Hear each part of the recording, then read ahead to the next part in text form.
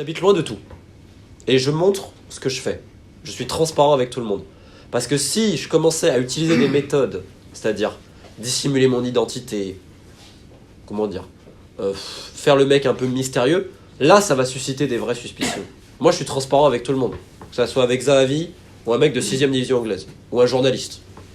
Pour moi, c'est la même. Les autres menaces que j'ai pu recevoir dans ma vie, c'était quand j'étais sur les réseaux entre la Belgique et le Congo. Et donc, alors là, c'est quand même... Je la raconte, mais elle est drôle. Au Congo, à Kinshasa, il y a un club, c'est le MK Étanchéité. Et le président, c'est Max Moké, qui depuis a fait de la prison. Et il m'appelle, et là, il me menace de mort, sauf qu'il a oublié d'appeler en masqué. Alors je lui dis, oui, c'est vous, monsieur Moké. Et là, il fait, ha ha ha, ce n'est pas monsieur Moké. Et il raccroche. Mais tu rigoles. Mais t'es obligé de rigoler. Pas de danger pour le moment, j'ai pas de pointeur. Faut pas surestimer non plus ce que je fais. Ça reste relax. Puis j'en garde sous la pédale. Et tout ce que j'ai, je peux le prouver. S'il y aura des menaces, elles seront judiciaires ou financières. J'espère. Parce qu'autrement, le chat, il sera orphelin. Tout ce que j'ai mis, alors je peux le démontrer, mais alors par A plus Z, plus tout ce que tu veux. Ce que j'ai pas mis, c'est pour pas griller les personnes qui m'ont parlé. Et pourquoi ? Parce que je ne suis pas à la chasse au scoop. Donc là, je me suis auto-censuré. Et sur une info dont je suis certain, parce que là, si je la sortais, là, j'allais avoir le pointeur. Maintenant, on va dire le seul moment où j'ai eu une petite suée, j'en ai une. C'est parce que quand j'ai commencé à parler à Pinchas Zahavi, Pinchas le terrible, donc il me dit au début non. Puis bon, j'ai un pote israélien, il m'a dit cache, rentre-lui dedans. Alors j'y vais, sur la guerre froide, etc.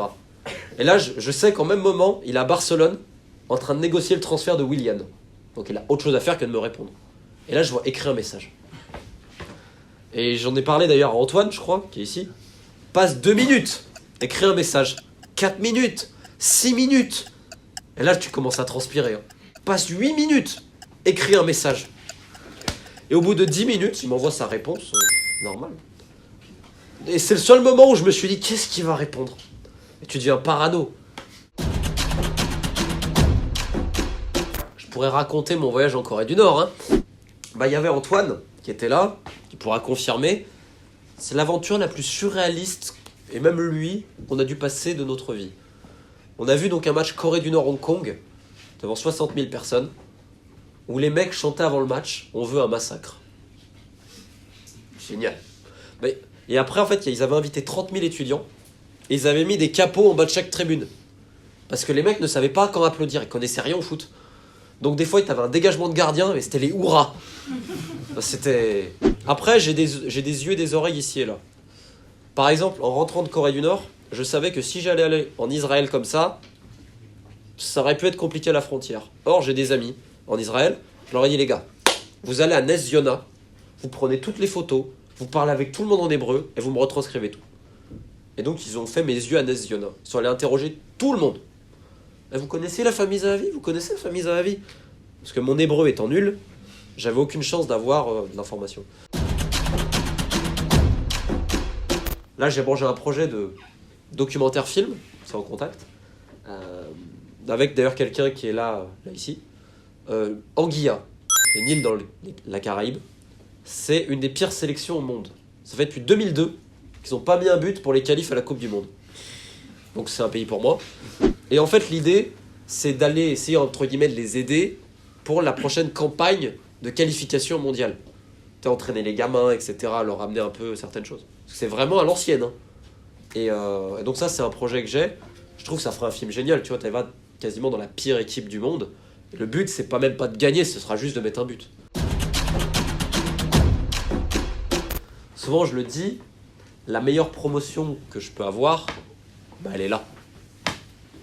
Et j'échangerai jamais ce que j'ai eu hier à la librairie des Batignolles. Librairie très sympathique où il faut aller acheter ses livres. Et ce que j'ai ici, où j'ai donné une conférence également dans un lycée il y a 2 jours, pour faire tous les plateaux TV et voir Pascal Praud. Je vis loin. J'ai une grande gueule. Beaucoup trop. je ne cherche pas non plus à montrer ma tronche. Donc je comprends ne pas être invité ici et là, néanmoins, sur ce bouquin-là, ça a mis peut-être un peu de temps, mais donc j'ai eu l'after, Capital.fr, Juki Magazine, j'aurai Libération, Le Point, 90 minutes, qui est ici, et d'autres médias, donc j'ai pas à me plaindre. Un jour, je vais faire la radio francophone iranienne aussi, je sens que ça va arriver. Le basket grec, c'est sympa. J'ai un copain, Angelo Tsagarakis, qui est international de français 3 contre 3, qui a joué en Pro B, et malheureusement trop peu en Pro A, qui joue en Grèce, et quand il m'appelle, c'est festival. Maintenant, il n'y a aucun sport qui a l'influence politique et de pouvoir et à l'échelle mondiale du football. Donc de fait, je pense que même s'il y a des choses obscures ici et là, on pourrait parler des matchs truqués dans le ping-pong, et au tennis aussi à très bas niveau. C'est aussi funky, mais on n'aura pas Boris Berezovski qui finance Ben Laden. Ça, je pense. Pour faire la Mano Negra, même si je l'ai fait en 5-6 mois au final, c'est parce que depuis des années, j'ai accumulé un certain réseau, des contacts, des informations, etc. Donc avant, j'avais peut-être pas la capacité nécessaire afin d'arriver à faire une œuvre aussi complète, et même en termes de maturité, simplement de mon âge. Je suis un gamin encore.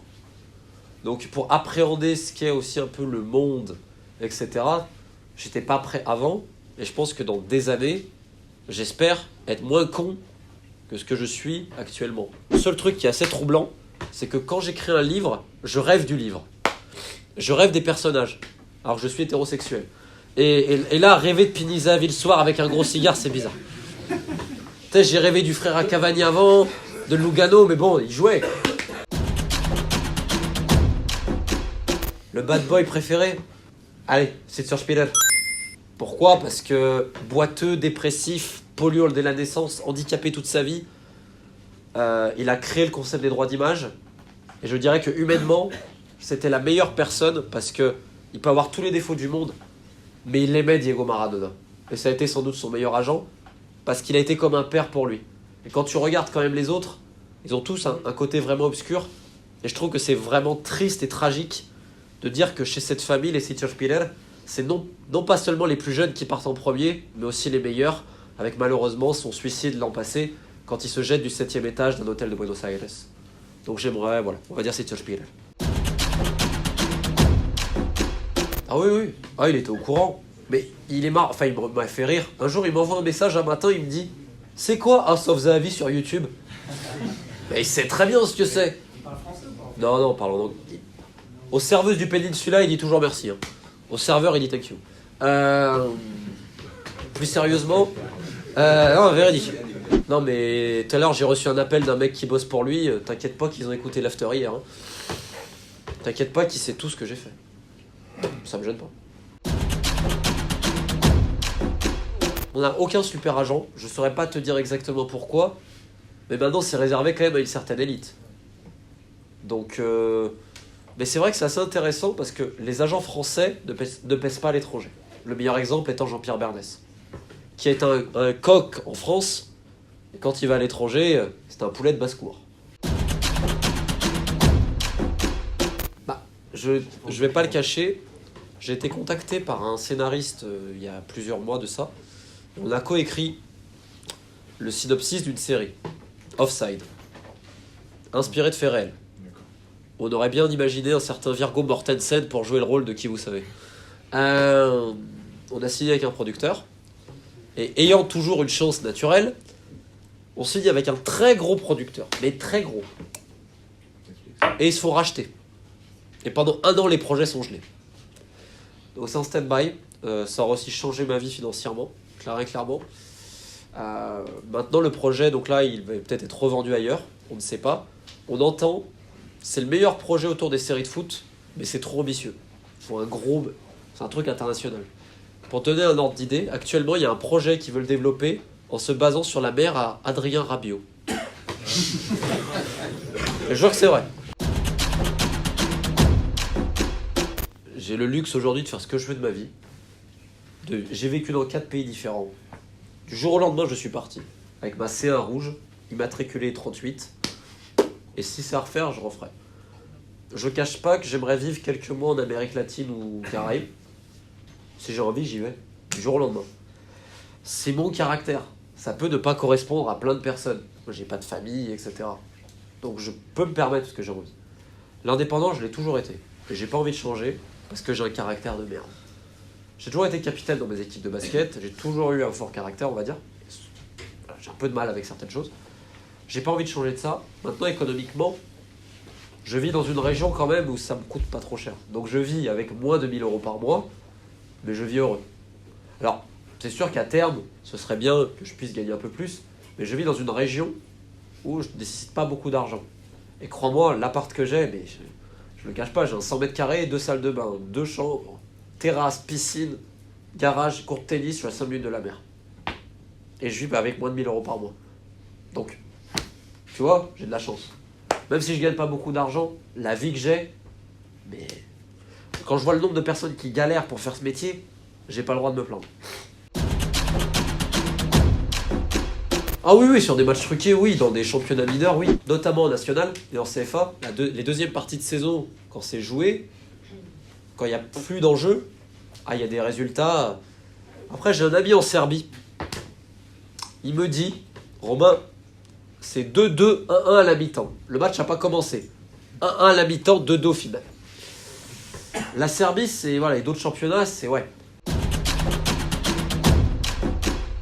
Et aujourd'hui, on voit une métamorphose où c'est de plus en plus de communication et d'image. C'est-à-dire que les clubs ont besoin de journalistes presque aux ordres.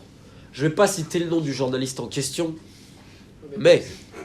non, je cite personne. Mais par exemple, vous avez des dirigeants de clubs, notamment Hérault à Marseille, il prend le téléphone et il dit « faut m'écrire ci, ça, ça ». Et le mec, il écrit ci, ça, ça. Et il y en a beaucoup. Au Paris Saint-Germain, ceux qui pensent, il y a quand même un journaliste qui a reçu une Rolex de Nasser. C'est beau quand même, non, je sais pas. Donc ça existe. Écoute, Noël Le Graët, c'est quelqu'un qui était au courant des matchs truqués en national. Il a enterré le dossier.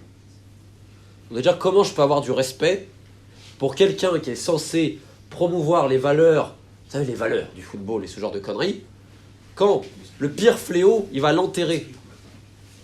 Donc déjà je peux pas. Bon, en fait, c'est l'hypocrisie. C'est l'hypocrisie. Le mec se cache pas. On l'avait vu dans le cache investigation avec Élise Lucet, où après le déjeuner, c'est vrai que les mecs de la Fédé, après le déjeuner, en théorie, il faut pas trop leur parler. On va dire qu'ils boivent pas que de l'eau. Et c'était scandaleux l'attitude qu'il a eue. Le mec a quand même clairement dit la loi, on n'applique pas notre propre règlement et c'est justifié, tranquille. Mais comment je peux avoir du respect pour quelqu'un qui bafoue, je veux dire, ses propres règles? Je veux dire, si déjà l'instance, elle n'est pas capable de se réguler elle-même, comment tu vas attendre ça des autres? Après, moi, le seul truc que je dis, j'ai du respect pour la carrière Didier Deschamps, je vais pas attaquer. Mais moi, je comprends pas que quand tu as un homme qui a truqué des matchs, putain, mais c'est grave. Mais c'est grave. Mais c'est... Moi, j'apprends qu'un de mes coéquipiers, il a balancé un match, mais pardonnez-moi l'expression, mais qu'il allait se faire enculer à tout jamais. Je pourrais jamais accepter ça. C'est pire que du dopage. Ça veut dire que on joue avec les gens. Il y a des gens, ils payent leur putain de place, sauf qu'en fait, c'est déjà joué d'avance. Et on va dire, non, c'est normal, il y a une deuxième chance. Ah, mais faut arrêter. Le mec, il a truqué des matchs, il n'a pas le droit d'exercer en France, avec sa licence. C'est interdit par le règlement, quand tu as un casier judiciaire. Et c'est le représentant de l'éducateur numéro 1 de France. Et ça pose pas de problème à personne. Un entraîneur, c'est aussi un éducateur. Et moi, je peux pas accepter ça. La direction du Barça, c'est des gangsters modernes, hein, comme dirait MC Solar. Hein. C'est vraiment le cas. Rosell étant lié notamment à Nikou Guéhara, G-H-E-A-R-A. Je vous laisserai chercher sur Internet, vous allez comprendre. Rosell a totalement sa place. D'ailleurs, il y a un blog site, dit la Mano des Grands en plus, qui évoque justement toutes ces affaires autour du Barça, qui est vachement intéressant. Le mec a été poursuivi un peu, même dans la rue, c'était assez loin. Et le pire, c'est que, mais entre guillemets, il risque peut-être encore cette direction de Bartomeu d'être encore réélu. C'est ça le pire. C'est-à-dire les mecs qui braquent, mais ça va. Alors, il y a un documentaire d'ESPN qui est sorti il y a 10 ans, je crois, qui s'appelait The Two Escobars. Donc la vie croisée d'Andrés Escobar, ex-capitaine de la Colombie, assassiné après le Mondial 94 aux États-Unis, et Pablo Escobar. Et en fait, à un moment donné, ils sont au Mondial aux États-Unis, la sélection colombienne. Et donc tu vois le Profe Maturana, le grand entraîneur, etc. Ils parlent. Et en fait, à l'hôtel, ils reçoivent des appels. Et en gros, si tel joueur va jouer, menace de mort. Et à un moment donné, ils disent qu'il y a una mano negra. Tu sais ce que c'est, mais tu n'arrives pas vraiment à le définir. Tu ne sais pas d'où ça vient, qui c'est. Et je me suis dit, c'est exactement ça. On voit ce qu'elle est. Définir la mano negra, c'est compliqué. Moi, mon idée, c'est de dire qu'il y a quelque chose, qu'il y a des marionnettistes. Pourquoi, à quelle raison, j'essaye de savoir. Mais il y aura toujours une part d'ombre. Parce que je n'ai pas la prétention de dire ça va tout divulguer, etc. Donc c'est pour ça que j'ai voulu donner ce titre-là. C'est une expression très usitée en Colombie et au Venezuela notamment. Et visiblement, j'aime bien les titres en espagnol aussi. Et plus sérieusement, je trouvais que c'était... Je suis nul en titre, mais celui-là, je trouve qu'il sonnait bien. Donc c'était vraiment en hommage à d'excellent documentaire, pour ceux qui ne connaissent pas, The Two Escobars, qui est sorti sur ESPN. Merci à tous d'être venus, c'est assez incroyable pour moi. Et encore une fois, un grand merci pour tous, pour votre soutien et pour tout le reste, parce que ma meilleure promotion, elle est là. Donc merci à tous.